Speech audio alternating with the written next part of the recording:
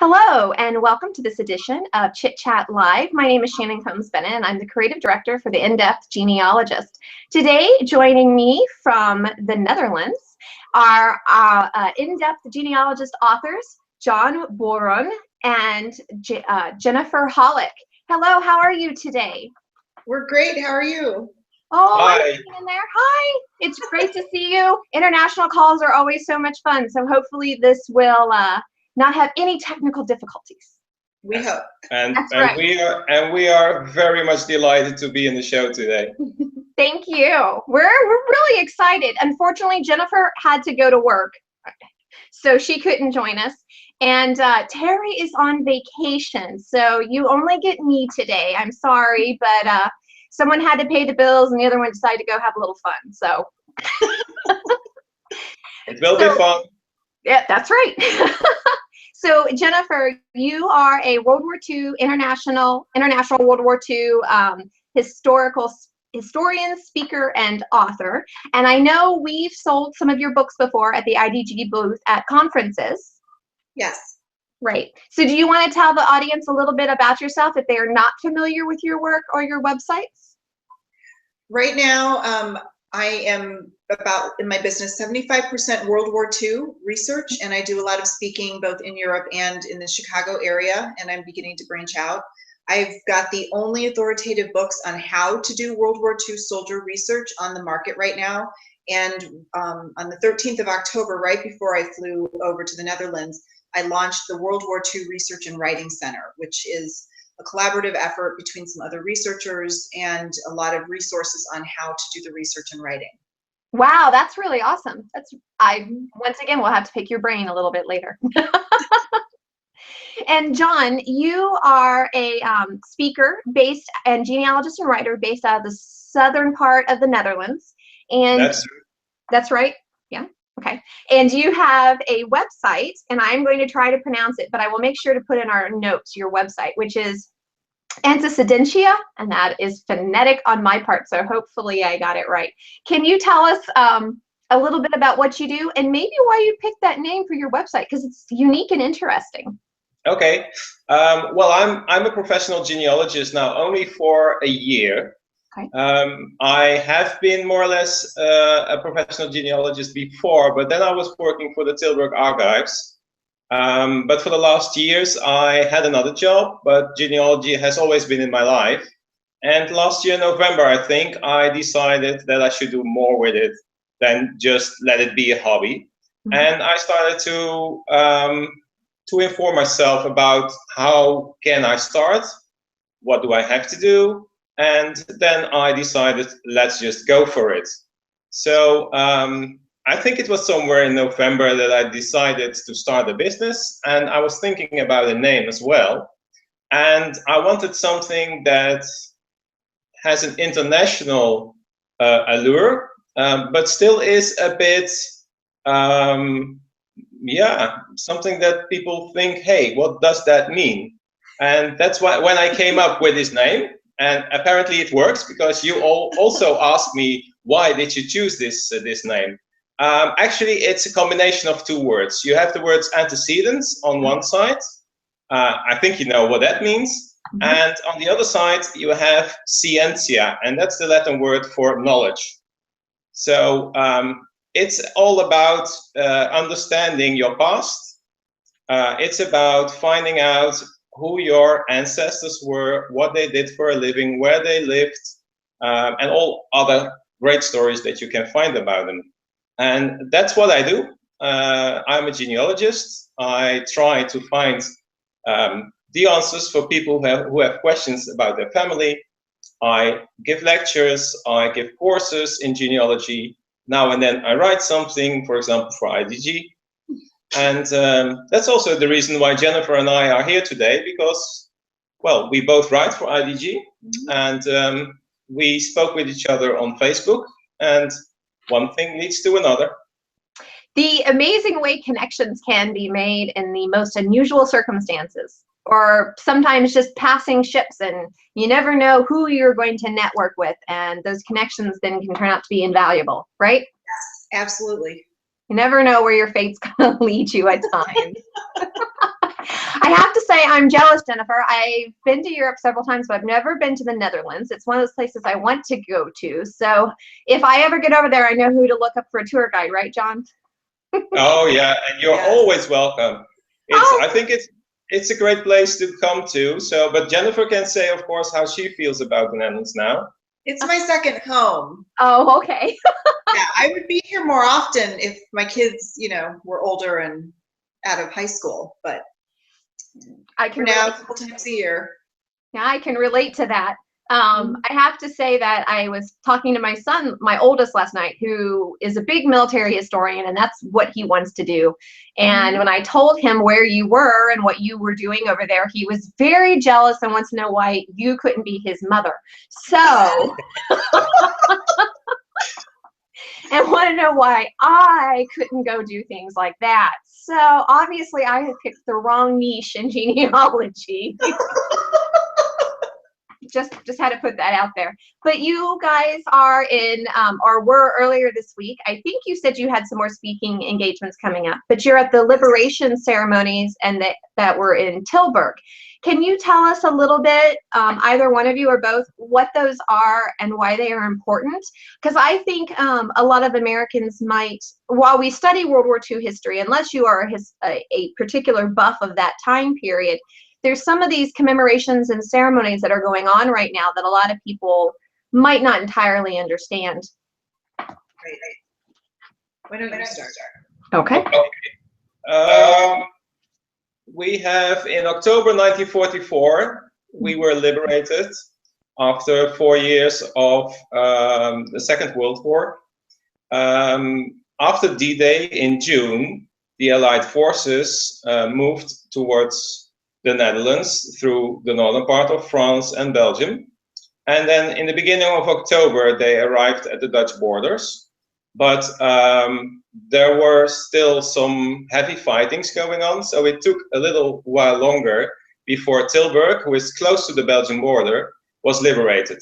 And that happened on the 27th of October, 1944.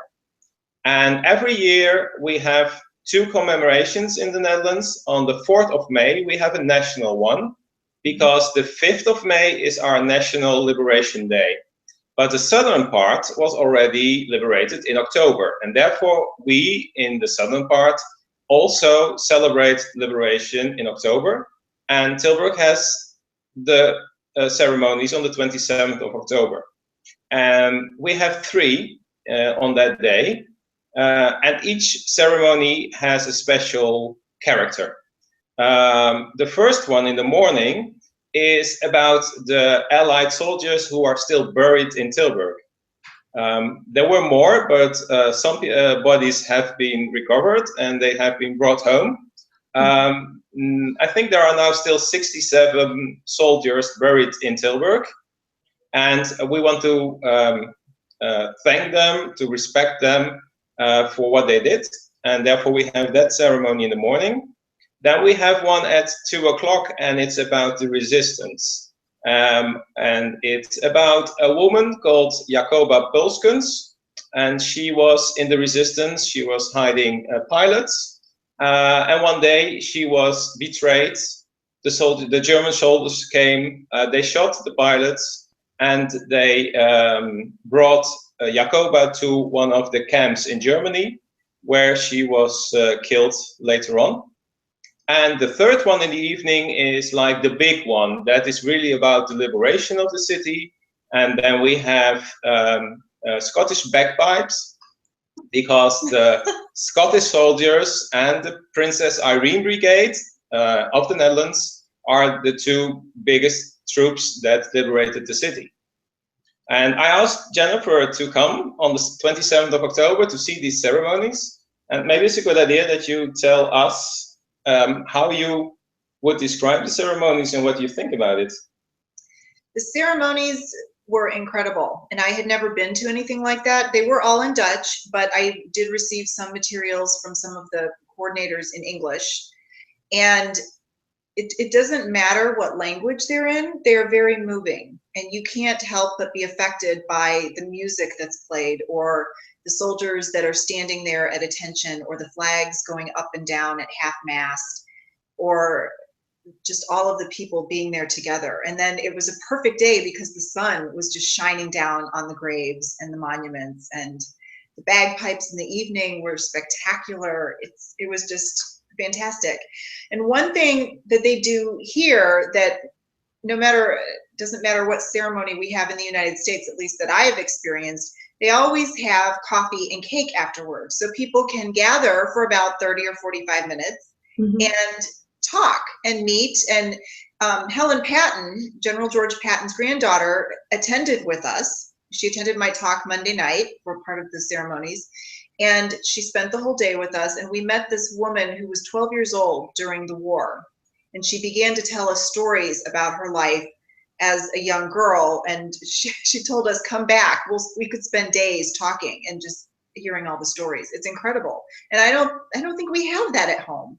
And again, we didn't fight on our soil. We all fought over here. So it's a very different atmosphere, but I think something everybody should experience. I think the closest thing we may have to something like that over here is on Pearl Harbor commemoration days at the site in Hawaii.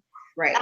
And because we're losing that generation in the States, the honor flights and the flights that come to Washington, D.C. with the last of the living veterans, right. That may be the closest. I've been invited, but I have not yet been able to attend some of these honor flights. As a member of the Daughters of the American Revolution, our local chapters in Northern Virginia, Maryland, and D.C. Welcome the men from the honor flights and their guardians and take them on tours and down to the monuments. And they have special ceremonies and things down there for them. I think that may be the closest thing we get to.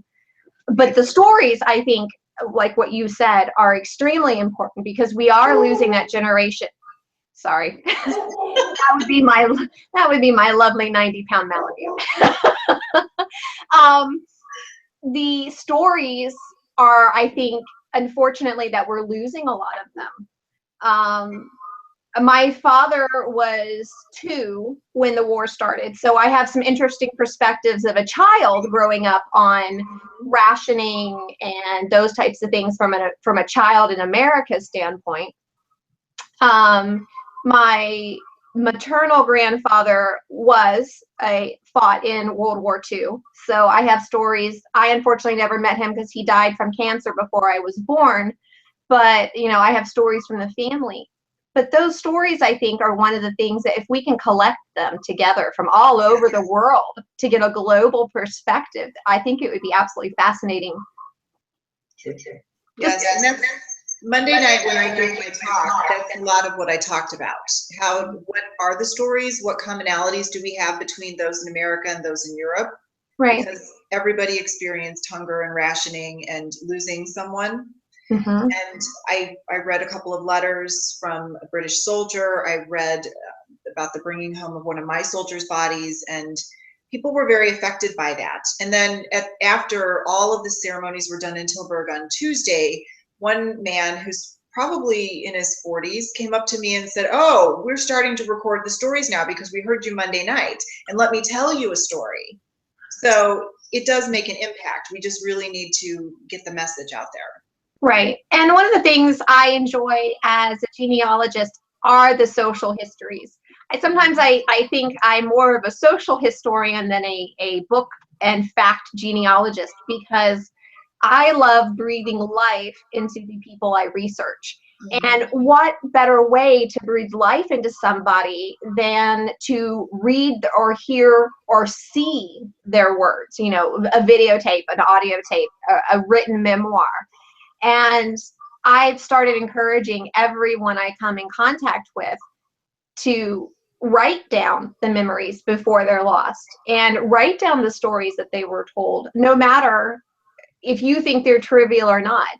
They could one day really express to a generation who will never know you or know what you went through. That empathy, that learning from the past, these were real people who had hopes, dreams, lives that changed forever. Right. And it was interesting on Monday evening when Jennifer was talking about stories and recording stories, that even a person came to me and he said, well, I was not in Second World War, but I was a soldier later on. Should I write down my story? And I said, of course you should. Because if you don't do it now, then maybe in 40 years, 50 years, or 100 years, we don't know your story anymore, or people have to go back into the archives to find out your story. But it's much more better if you write it down yourself, because you know all the details and you know what feelings you had when you were in certain situations. So it's all about your own story. So please, yes, write it down. And I think it's great to see that for the last years during these ceremonies in Tilburg, but also in other places, that stories about the soldiers are being told. It's part of the ceremony, and when one of the people who are doing research just tells a story about one of the soldiers. What was his life before he went to war? What did he do during the fights? Where did he go? And also, how did he die? What happened? What do we know about his family? One of my old colleagues from the archives in Tilburg has specialized in this, and he tries to find out the stories from the people who are buried in Tilburg or in Goorlen, the place where he lives, and he tries to get connected with family, with relatives, to see if they can tell him more. And each time he tries to put a photograph next to a grave, so that it's no longer a white cross, but it's a person, a real person who is buried there. Right. And like I said, that's important. I'm so glad to hear that this is a, I don't want to necessarily call it a phenomenon, but an occurrence that is now spreading. Makes my little social historian genealogy heart just flutter. Yeah. I'm a little odd, I know, it's okay. So Jennifer, what kind of lectures have you been giving over there? You said you've been talking about sharing your stories, but have you been doing any lectures on how to do World War II research? Because I'm assuming that research in Europe is very different than research here in the United States. I have 4 talks that I've been giving. I started on Saturday at the Crash Museum near Amsterdam, and then I did teach how to do the research. And then Monday night, it was all about the stories. Last night, I spoke at the Liberation Museum in Groesbeck, and then Friday night, I'm in Gori Overflaki, again, teaching how to do the research. But the process is very similar. You just have to approach it a little bit differently because you're in Europe and you don't have easy access to the records. But the same resources we use to start the process, like look at the home sources. So many people here have photographs and letters from families during the war, or soldiers that were housed in their farms or in their towns, and they have items that were left behind, or they're doing grave adoption research. So there is stuff, but it's just, what are those things, and make people think about that and just start looking for them. And then to access the records, it's exactly the same. It just is a little more difficult because they're over here. But it's been very, very well received. Oh, very nice. And even a gentleman last night gave me a DVD he made of the temporary cemetery in Sicily. And yeah, he obtained, I don't know, 10,000 IDPFs, and he's created this DVD, which I have to watch, you know, when I get home. But even he, who's been doing research for 20 years, said, oh, well, I walked away knowing something else I now need to look at that I didn't know before. So whether you've been doing this for a year or 6 months or 20 years, there's always a new record set, or always something new coming open, or you always meet somebody else who has a little bit different experience, and then you learn something amazing that opens a new door and a new research path. So it's amazing. And I have to encourage people to really look hard for home records, because I had always been told by my mother that there was nothing left from her father and his military service. And I just, okay, well, I guess I'll just only have the stories you can tell me, or, you know, that type of thing. But it was probably 3, maybe 4 years ago that I happened upon a box in her closet that contained the telegrams from the United States Army that one told my grandmother that my grandfather was missing because he was a POW. And so she got the missing in action letter, and it wasn't for 18 months that she didn't receive the letter that he was a prisoner of war. And she had all of those neatly folded in the original envelopes and they were just in this bottom of this box. And I'm like, what are these? Right here. And she's like, I've never, and my mother had never seen them before, so she didn't know about them. But yeah, you never know what you're going to find until you start systematically searching your parents' closets. Closets and attics. And I told people, start doing that, because when the war ended, so many people didn't want to talk about it. Or if the woman lost her husband, she often shoved all of those things in a box and put it away somewhere dark where nobody would find it until she was dead or she was dying. So a lot of that is now coming to the surface. Ursula Kraus, I think, told me people are cleaning out their attics in Germany and finding amazing things that have never been discussed. Right. And last Monday, I told Jennifer the story about my grandfather. I wrote a blog post for IDG about him. He was not a soldier during the Second World War, but he was forced to work in Germany in one of the factories there. He never spoke about his time in Germany. Neither did my grandmother, but when they both had died, I found a brown envelope with pictures, with postcards, with some letters that were related to his months that he had to work in Germany. And it gave a nice picture about what happened with him. Even though there were only a couple of pictures and a couple of postcards, you still got an idea about what was life for him in those years. Right. And that is the not speaking of things happens. There are some people who will talk your ear off about things. And then there are some people who the past is in the past, or they may not have ever come to terms with it and they don't want to speak about it. And I know that can be frustrating, because I've run into people in my own family who have served in different conflicts over the 20th century who will not speak about anything. And while it might be frustrating, I know, to us as historians and genealogists and people who want to, learn their stories, sometimes we have to kind of take a deep breath and respect their wishes for a while, and then hope that eventually we will find something that will uncover what happened and why it may have been too traumatic for them, or a part of their past they didn't want to relive, I guess you could say. Yeah. I've heard at the Pritzker Military Library at several programs that veterans tend to wait, and I don't know why this is, at least 40 years before they really start to talk. So after World War II, it was around the 1980s. After Vietnam, it's about now that the Vietnam veterans are starting to talk. But the people that I've met here in the last 2 weeks, especially the ones who run museums for World War II, a lot of them are saying you have active military coming into these museums now, and it's almost like a haven for them. And I can see they that. can relate to the stories. Yeah, and these World War II museums and researchers are starting to bring the past to the present, and record all of the stories, not just the stories of World War II. So there's, I think, a big shift starting to happen. There is. My mother is an Iraqi war veteran. She did a tour at the beginning of the war in 2003.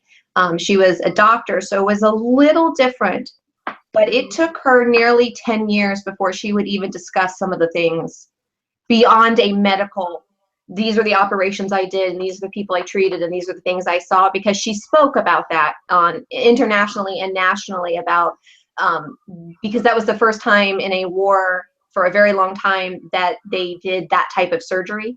So she spoke about it as an orthopedist.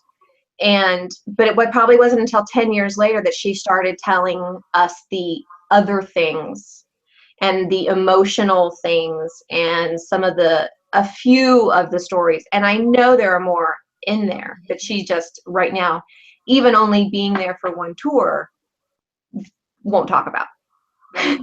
I think this is also the reason why we don't get that many young veterans on our Veterans Day. We have one this Saturday in Tilburg, and there will be 250 veterans from Tilburg and some smaller places in the area.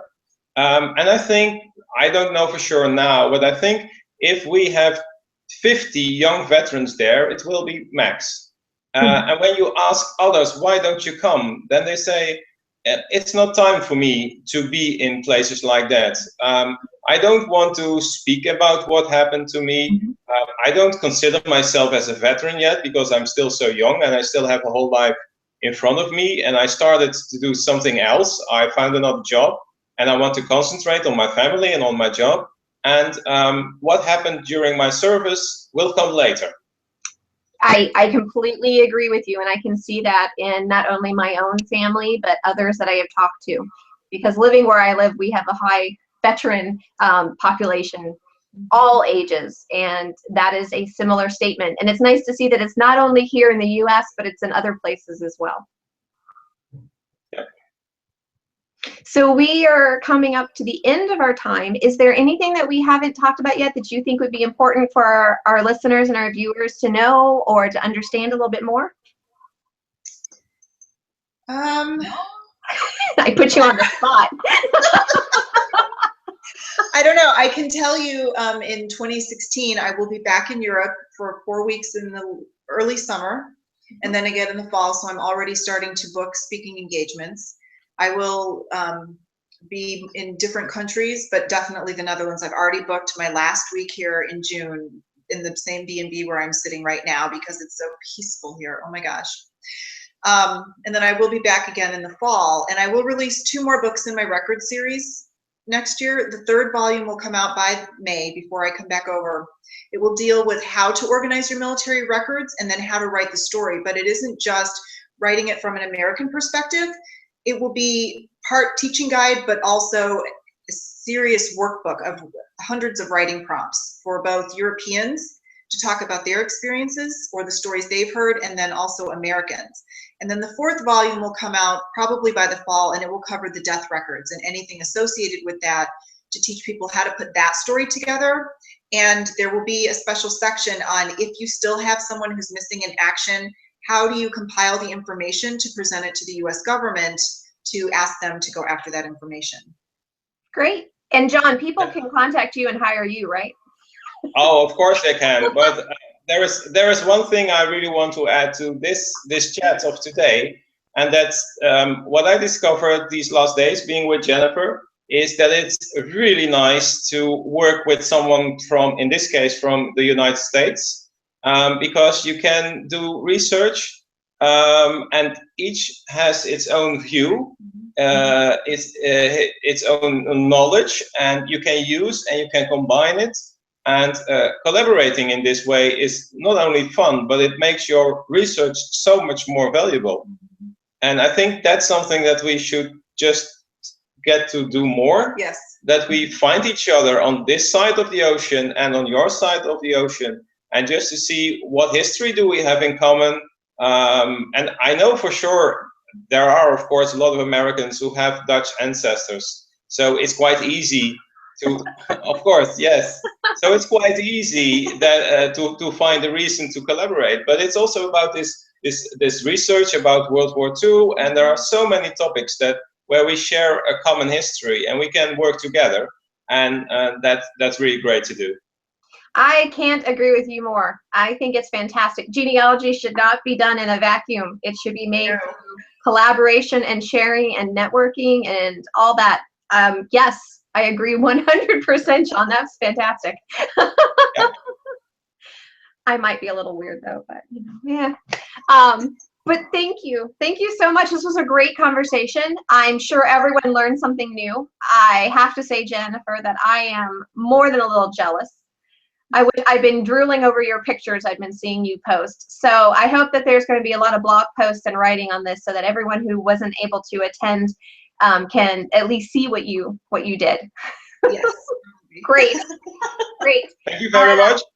Thank you. I appreciate it for you taking a little bit of time out of your afternoon, evening there. You're a little ahead of me. I'm just starting my day here on the Eastern Seaboard, but we will talk to you again in the future, I am sure, and have a safe trip home, Jennifer. Thank you. Thank you everyone for joining us today. It was a wonderful pleasure having you. Remember, if you would like to contact us, please like us on Facebook, follow us on Twitter, put a comment in the section below this video, or write us at editor@theinDepthGenealogist.com. And on that note, until the next time we see each other, go in depth with all of your ancestors. Thanks for attending. Bye.